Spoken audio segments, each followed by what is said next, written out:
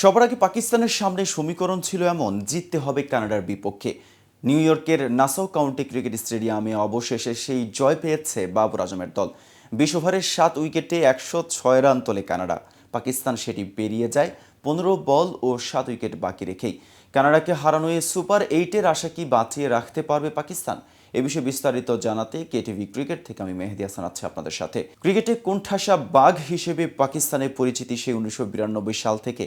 সবশেষ টি-20 বিশ্বকাপে হয়েছিল কুদরাত কা নিজাম বা প্রকৃতির খেয়ালের আলোচনা। টুর্নামেন্টের শুরুতে হেরে এমন এক অবস্থায় নিজেদের আবিষ্কার করে দলটি, যখন ভাগ্য আর নিজেদের হাতে ছিল না। এবারের বিশ্বকাপও ব্যতিক্রম নয়। যুক্তরাষ্ট্র ভারতের কাছে হারের পর সুপার 8-এ যেতে শেষ 2 ম্যাচ জিতলেই শুধু হবে না, নিজেদের নেট রান রেট ও অন্য ম্যাচগুলোর ফলের দিকেও নজর রাখতে হবে।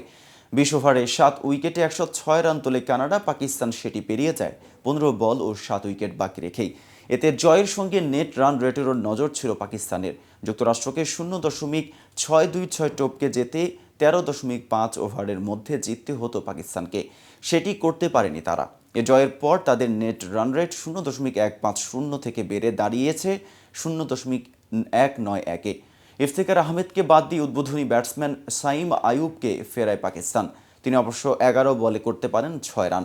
বাবর রেজওয়ানের জুটির ওপরই আবার ভর করতে হয় পাকিস্তানকে। 33 বলে 33 রান করে বাবর আউট হলে ভাঙে 62 বলে 63 রানের জুটি। মাঝে ফকর জামান ফিরলেও মোহাম্মদ রেজওয়ান অপরাজিত থাকেন 53 বলে 53 রানে। এই উইকেট কিপার ব্যাটসম্যানের কেরিয়ারের 30তম অর্ধশত ইনিংসটি এবারের বিশ্বকাপে পাকিস্তানের করা প্রথম। এর আগে টসে হেরে ব্যাটিংসে নামা কানাডার ইনিংসের 49.06% রানই আসে উদ্বোধনী ব্যাটসম্যান অ্যারন জনসন থেকে। তিনি 44 বলে 52 করেন উদ্বোধনী ব্যাটসম্যান হিসেবে নেমে। শাহিন শাহ আফ্রিদিকে টানা 2-4 ইনিংস শুরু করেছিলেন তিনি। তবে প্রথম 6 ব্যাটসম্যানের আর কেউ 4 রানও পেরোতে পারেনি। শেষ দিকে অধিনায়ক সাদ বিন জাফরের 21 বলে 10 ও কলিম সানার 14 বলে 13 রানের সঙ্গে ডিলন হেইলিগারের 11 বলে 9 রানের ইনিংসে 100 পেরোয় কানাডা। পাকিস্তান সুযোগ হাতছাড়া না করলে অবশ্য সেটিও হতো না। 13 রানে 2 উইকেট নেন আমির, 26 রানের 2 উইকেট হারিসের। শাদাব খানের পর দ্বিতীয় পাকিস্তানি বোলার হিসেবে আন্তর্জাতিক টি-20-তে 100 উইকেটের মাইলফলকও ছুঁয়েছেন হারিস।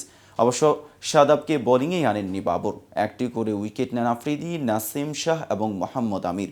তো ভিউয়ার্স, এই সম্পর্কে আপনার কোনো মতামত থাকলে আমাদের কমেন্ট করে জানাতে পারেন। আর ভিডিওটি ভালো লাগলে লাইক শেয়ার করতে ভুলবেন না।